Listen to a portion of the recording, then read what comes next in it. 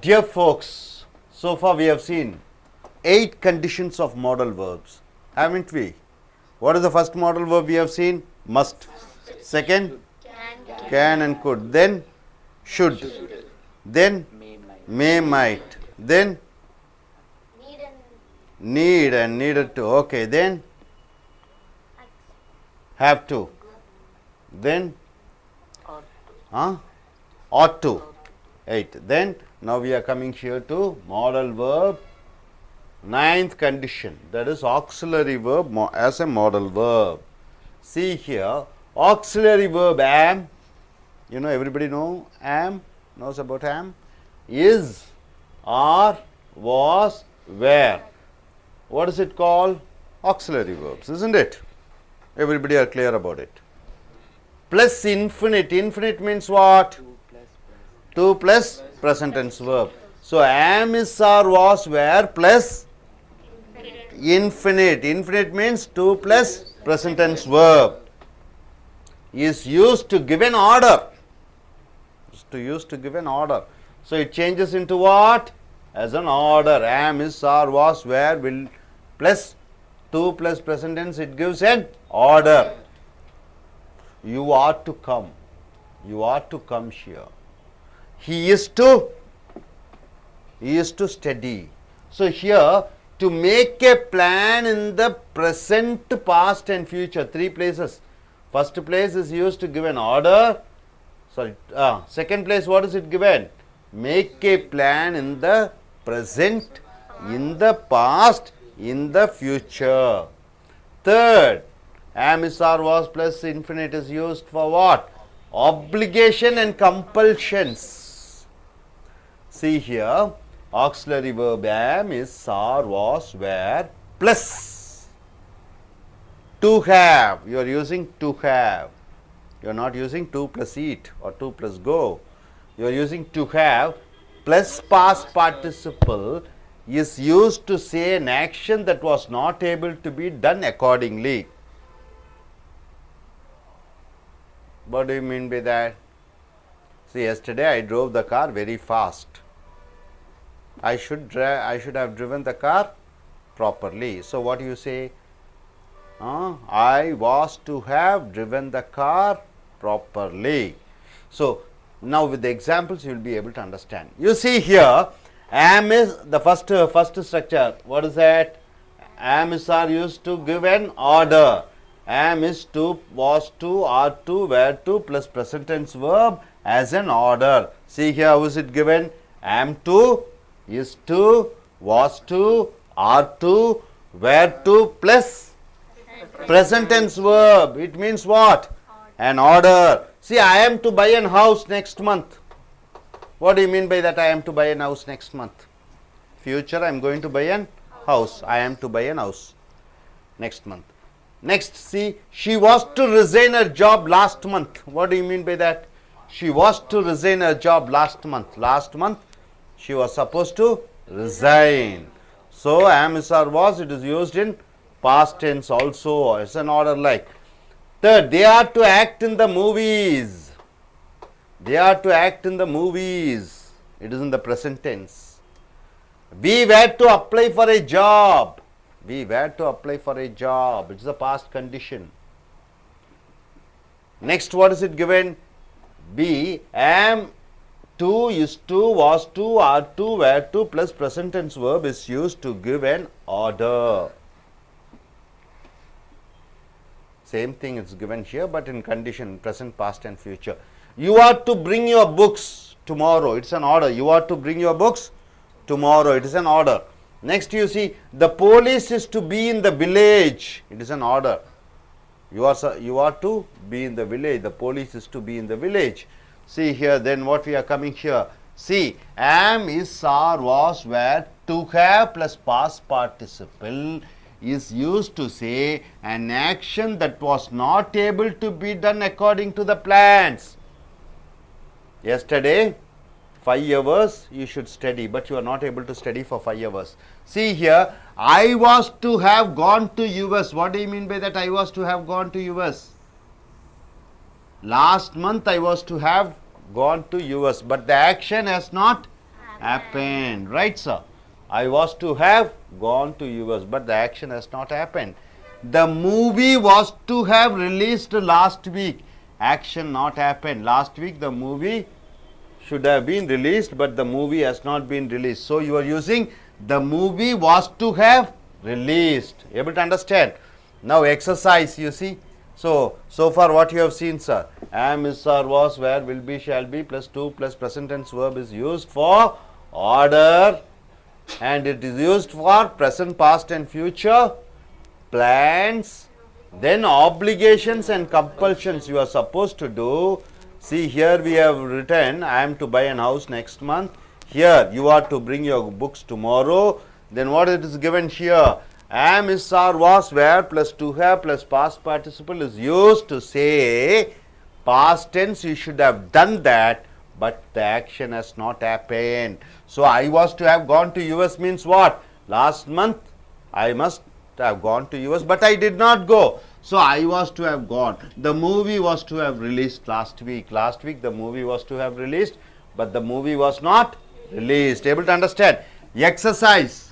They must have study hard if they want to get a good job. It is given wrong. They, subject, must modal verb, have study hard if they want to get a good job. What is the mistake here?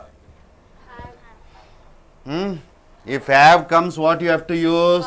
You should use studied, right? They must have studied hard if they want to get a good job. So the studied is not there. So you can alter in some other way also. What? If study you don't want to alter, what you have to use? You are not supposed to use have. So what is the answer? They must study hard if they want to get a good job. Right, sir? See, the study is used only with what? Must. If you are using have, then you have to use studied, which has not happened. They might have studied. They must have studied. Next, you see, you need not to pay the taxes. It is wrong. What is the correct answer? You need not pay the taxes. Got it, sir? So what is the mistake here? You are not supposed to use to. You need not pay the taxes. Next, third, you see, should you lend me money? Should you lend me money? It is wrong. This modal verb should not be used. Should means what? Compulsion. When you are requesting, you have to use what? Would you lend me money? When you are requesting somebody help, then you are using would. Able to understand, my dear friends? Next, you see, they was to have caught the train. So they went to railway station. They was to have caught the train. So they went to railway station. It is wrong. What is the correct answer? They were to have caught the train. So they went to railway station. For they, what is the verb should be there? Where should be there? Only for I, he, she, it, or third person singular personal nouns you are using was. Rama was, Rani was. Next, you should take care of your family. It is wrong. You should take care of your family. It is wrong. What is the correct answer? You ought to take care of your family. Why should not be used? Why should you use ought to? It is your duty. Should means just like that you are telling, but taking care of your family, it is your social obligation. So you are using what? Ought to. Got it, sir? So far what we have seen, my dear friend, the conditions of modal verbs. Modal verbs may, must, can, should, would and all we have seen. Now this is a separate modal verb. What is that? Am, is, are, was, were plus 2 plus present tense verb. It is used for what? It is used for past, present and future condition. Then it is an order. Then am, is, are, was, were, will be, where plus what is it given? To have plus past participle. It means something in the past which has not happened. then you are using then this particular structure. So we have given an example. I am to buy an house next month. She was to resign her job last month. So in order you see, you are to bring your books. Then here you see, I was to have gone to US. Then you are seeing exercises. Now are you clear about it? Nobody has any doubt about this. If you have any doubts, you can ask me. No doubts. Are you clear? Okay. Now Miss Aruna, could you just give an explanation of what you have understood? From condition 9, I understood auxiliary verbs such as am, is, are, was, were, and to plus present tense verb is used to give an order, and it is used in present and past and future tense, and it's used for obligations and compulsions, and it is used to say an action. For example, I am to buy an house next month. It represents future tense. That is, he is going to buy an house. Then you are to bring your books tomorrow. This is an order, such that these verbs are used to say an order and also an action. Okay, good. Now, இப்போ நம்ம தமிழில் போகலாம். இப்போ condition of model verb என்றால் என்ன? வேண்டும். வேண்டும்னு என்ன சொல்லுவீங்க தமிழில்? ஷுட்டு இல்லை, தேவை, நீடுன்னு சொல்லுவீங்க. நான் வரலாம், லாமுக்கு என்ன சொல்லுவீங்க? மீ. கண்டிப்பாக என்ன எதுக்கு சொல்லுவீங்க? மஸ்ட். இப்போ இந்த மாடல் வினைச்சொற்கள் எல்லாம் எதை குறிக்கிறது? எதிர்காலத்தை குறிக்கிறதா? இப்போ நம்ம ஒரு வித்தியாசமான ஒரு மாடல் வினைச்சொற்கள் பார்க்கிறோம். என்ன? ஆம், இஸ், ஆர், வாஸ் இதுவரைக்கும் துணை வினைச்சொற்களாக பார்த்திருக்கிறீர்கள். இந்த ஆம்னா என்ன? இருக்கிறேன். ஐ எம் ஏ டாக்டர், டாக்டராக இருக்கிறேன் என்று அர்த்தம். இந்த ஆம், இஸ், ஆறு, வாசு, வேர் இது என்ன ஆகுது? இது மாடல் வினைச்சொல்லாக வருகிறது. மாடல் வினைச்சொல்னா என்ன? எதிர்காலத்தை சம்பந்தப்பட்டிருக்கிறது. இப்போ இது கூட என்ன சேர்த்திக்கிறீங்க? இன்ஃபினிட். இன்ஃபினிட்னா என்ன தமிழில்? செய்ய என்கிற எச்சம், ஒரு காரியத்தை செய்ய. டூ ப்ளஸ் ப்ரெசன்ட் டென்ஸ் வேர்ப்னு சொல்லிக்கிறோம். அப்போ டு ஈட். டு ஈட்னா என்ன? சாப்பிட. டு கோனா என்ன? போக. அப்போ இந்த ஆம், இஸ், ஆர், வாஸ் கூட to eat, to go, to come அப்படின்னு போடும் பொழுது அது என்னவாக மாறி விடுகிறது? கட்டளையாக மாறி விடுகிறது. You are to go, you are to buy, he is to come. அப்படி is to come, had to go என்று வரும்பொழுது அது என்னவாக மாறிவிடுகிறது? கட்டளையிடக்கூடிய வாக்கியமாக மாறிவிடுகிறது மற்றவர்களை. அடுத்ததாக to make a plan in the present, past and future. நிகழ்காலத்திலே, இறந்த காலத்திலே, எதிர்காலத்திலே ஒரு திட்டங்கள் வகுப்பதற்காக இந்த ஆம், இஸ், ஆர், வாஸ் கூட to plus present tense verb use பண்ணுறோம். எங்கள் அப்பா ஒரு வீடு வாங்க போகிறாரு. எப்படி சொல்லுவீங்க? My father is to buy a house. எதிர்காலத்தில். எங்கள் அப்பா வீடு வாங்கலான்னு இருந்தார் இறந்த காலத்தில்.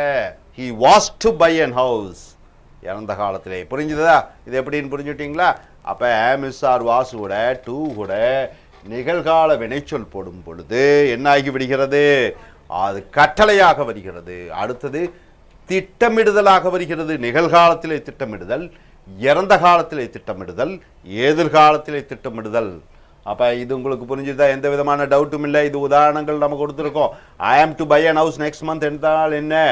அடுத்த மாதம் நான் ஒரு வீடு வாங்க போகிறேன். She was to resign her job last month என்றால் என்ன? போன மாதம் அவள் தன் வேலையை ராஜினாமா செய்ய வேண்டியதாக இருந்தது. ஷி வாஸ் டு ரிசைன் என்று போடுகிறோம். அடுத்தது they are to act in the movies என்றால் என்ன?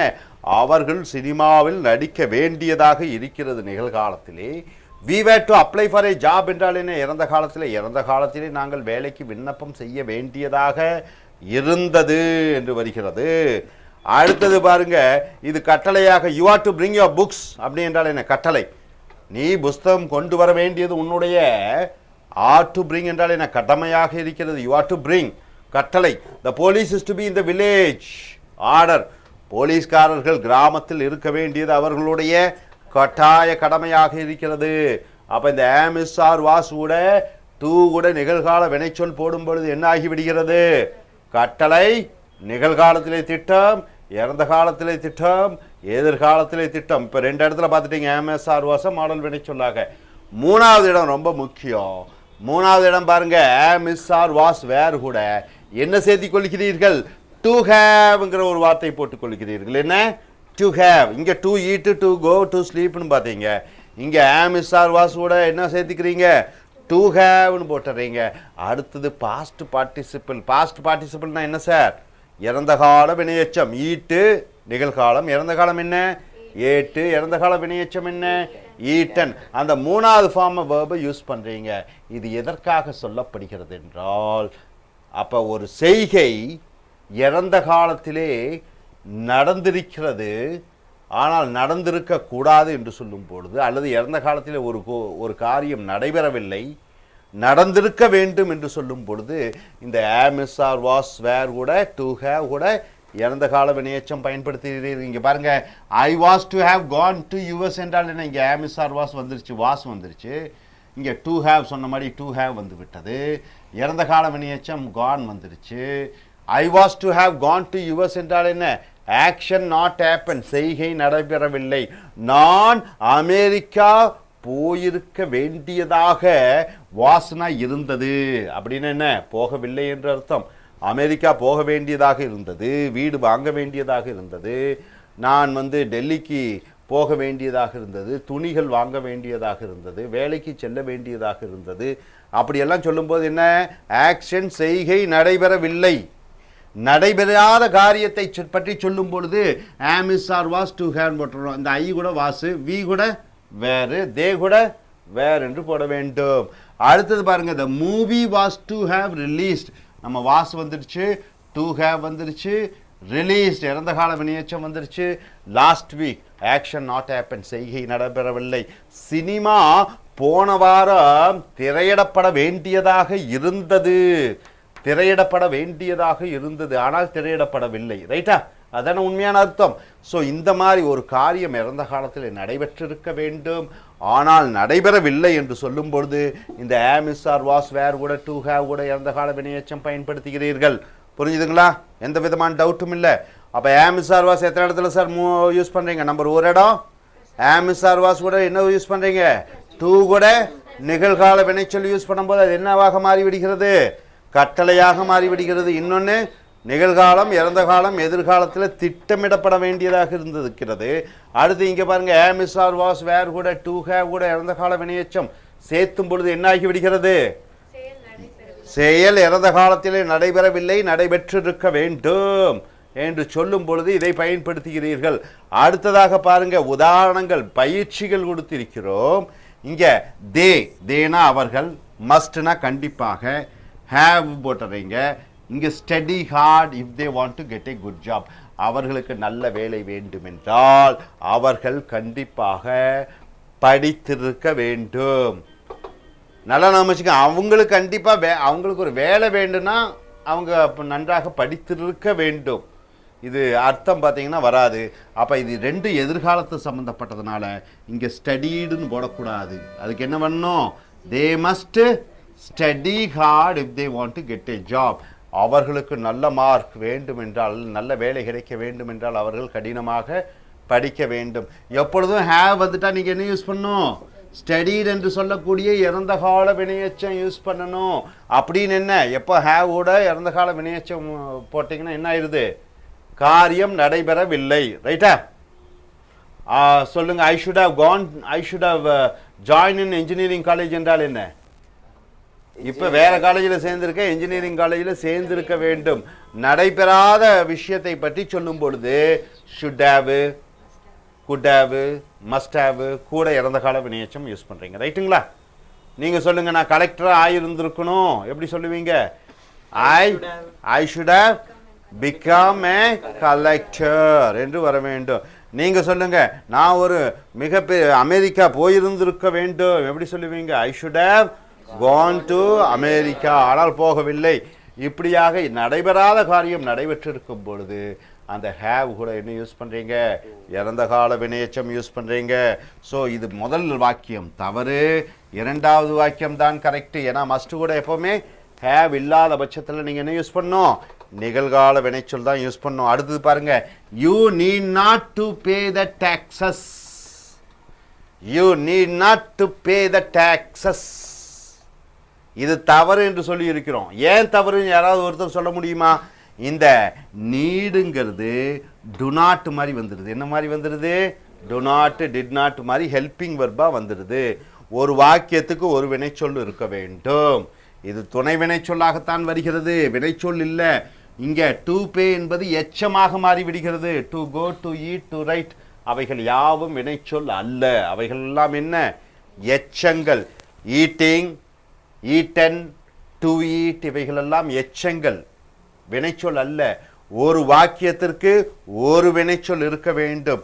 இந்த நீடு இங்கே டு நாட் மாதிரி வருகிறது, உதவி செய்யக்கூடிய வினைச்சொல்லாக வருகிறது. ஆக ஒரு வாக்கியத்துக்கு ஒரு வினைச்சொல் வேண்டும். அதனால் இந்த டுவை அழித்து விட்டு you need not pay the taxes என்று வருகிறது. புரிஞ்சுதுங்களா? இப்போ உதாரணத்துக்கு பாருங்க, நீடுங்கிறதுக்கு ரெண்டு அர்த்தம் இருக்கு சார். ஒன்று என்ன? தேவை. இன்னொரு நீட் என்றால் என்ன? இந்த டு நாட், டிட் நாட் மாதிரி வருகிறது. இப்போ ஐ நீட் மணின்னு என்ன? எனக்கு பணம் தேவை. ஐ நீட் நாட் நீட் மணின்னு என்ன? எனக்கு பணம் தேவையில்லை. இந்த நீடு டு நாட்டாக வருகிறது.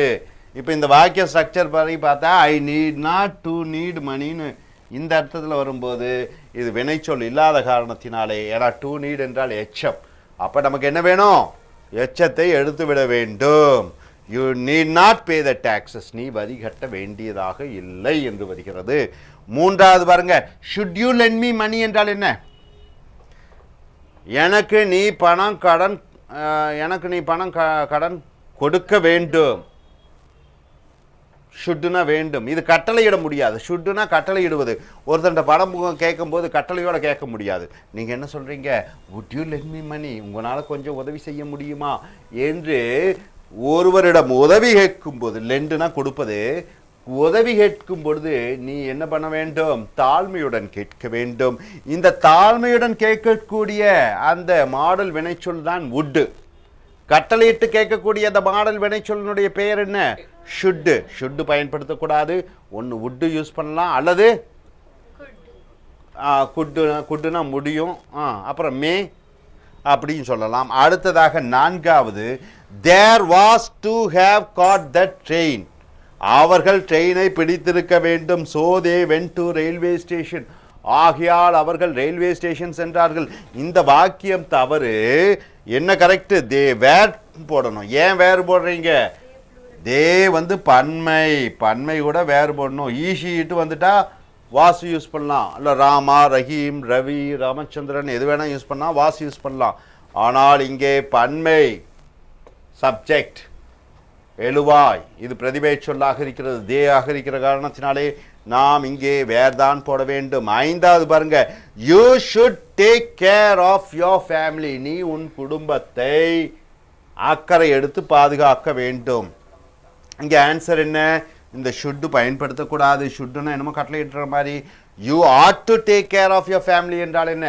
உன் குடும்பத்தை பார்க்க வேண்டியது உன்னுடைய. ஆட் டு என்றால் என்ன? சமுதாய கடமை. குழந்தைகள் பெற்றோர்களை, வயதான பெற்றோர்களை பார்த்து கொள்வது ஒரு இளைஞனுடைய கடமை. ஆட் டு என்றால் சமுதாய கடமை. புரிஞ்சுதுங்களா? எல்லாம் எந்த விதமான டவுட்டும் இல்லை. அப்போ ஆம், இஸ், ஆர், வாஸ் கூட டு ப்ளஸ் நிகழ்கால வெர்பு யூஸ் பண்ணும்போது ஆர்டர் நிகழ்காலத்தில் நடந்திருக்க வேண்டும். இறந்த காலத்திலே ஒரு கட்டளை கம்பல்ஷன், எதிர்காலத்திலே ஒரு கம்பல்ஷன். அப்போ ஆம், இஸ், ஆர், வாஸ் கூட டு ஹேவ் கூட இறந்த கால வினையச்சம் யூஸ் பண்ணும்போது இறந்த காலத்திலே நடைபெறாத விஷயத்தை பற்றி சொல்லும் பொழுது அதை பயன்படுத்துகிறோம். அடுத்தது பயிற்சிகளை பார்த்தீர்கள். தெளிவாக தெரிந்ததா? யாருக்கும் எந்த விதமான டவுட்டும் இல்லை. ஓகே, எழுந்து Miss Gayatri, please stand up and say in Tamil what you understand. Auxiliary வேர்புனா அதில் யூஸ் பண்ணுறது am, is, are, was, verb plus infinite words use பண்ணுறோம். இது டூ ப்ளஸ் ப்ரெசன்ட் டென்ஸ்.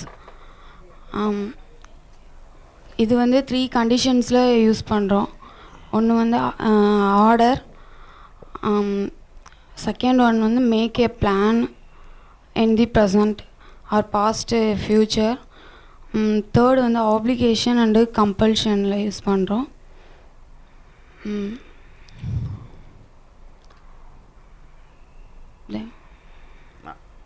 அப்புறம் ஆம் இஸ் ஆர் வாஸ் கூட have கூட இறந்த கால வினைச்சத்தை யூஸ் பண்ணும்போது இறந்த காலத்தில் நடைபெறாத விஷயத்தை பற்றி சொல்லும்போது நம்ம யூஸ் பண்ணுறோம். ரைட்டுங்களா? உட்காருங்க புரிஞ்சுதா? Able to understand? No doubt about it.